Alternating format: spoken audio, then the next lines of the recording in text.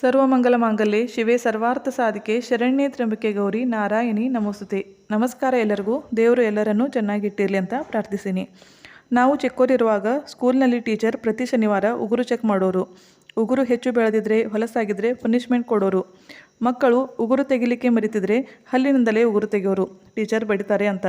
ಆಗಿನ ಶಿಕ್ಷಣ ಪದ್ಧತಿ, ಶಿಸ್ತು, ಮಕ್ಕಳು ಶಿಕ್ಷಕರಿಗೆ ಹೆದರೋದು ಈಗ ಎಲ್ಲೋ ಕಡಿಮೆ ಆಗ್ತಾ ಇದೆ. ಇವತ್ತಿನ ಟಾಪಿಕ್ನಲ್ಲಿ ಉಗುರು ಯಾವ ದಿವಸ ತೆಗಿಬೇಕು, ಏನೇನು ಕಾಳಜಿ ವಹಿಸಬೇಕು ಅಂತ ನೋಡೋಣ. ಉಗುರು ತೆಗಿಲಿಕ್ಕೆ ಯೋಗ್ಯ ದಿನ ಅಂದರೆ ಮಂಗಳವಾರ. ನಮ್ಮ ಹಿರಿಯರು ತೆಗೆದ ಉಗುರುಗಳನ್ನು ಸಾಲಕ್ಕೆ ಹೋಲಿಸೋರು. ಸಾಲ ತೀರಿಸಲು ಯೋಗ್ಯವಾರ ಮಂಗಳವಾರ. ಮಂಗಳವಾರ ಸಾಲ ತೀರಿಸಿದರೆ ಸಾಲ ಮತ್ತೆ ಆಗೋಲ್ಲ ಅಂತಾರೆ. ಉಗುರುಗಳನ್ನು ಮಂಗಳವಾರದ ದಿವಸನೇ ತೆಗಿಬೇಕು. ಇನ್ನು ಮನೆಯೊಳಗೆ ಉಗುರು ತೆಗೆಯೋದು ಅಸಭ್ಯ ಲಕ್ಷಣ. ಅದಲ್ಲದೆ ಹೀಗೆ ಮಾಡೋದ್ರಿಂದ ಮನೆಯಲ್ಲಿ ಸಾಲ ಹೆಚ್ಚಾಗುತ್ತೆ ಅಂತ ನಮ್ಮ ಹಿರಿಯರ ಹಿತನುಡಿ. ಮನೆಯ ಹೊರಬದಿಗೆ ಉಗುರನ್ನು ತೆಗೆಯಬೇಕು. ಇನ್ನು ತೆಗೆದ ಉಗುರನ್ನು ಹಾಗೆ ಅಂಗಳದಲ್ಲಿ ಚೆಲ್ಲಿಬಿಡೋದ ಖಂಡಿತವಾಗಿಯೂ ತಪ್ಪು ಇದು. ಏಕೆಂದರೆ ಕತ್ತರಿಸಿದ ಉಗುರಿನ ಆಕಾರ ಅಕ್ಕಿ ಕಾಳಿನ ಹಾಗೆ ಕಾಣುತ್ತೆ.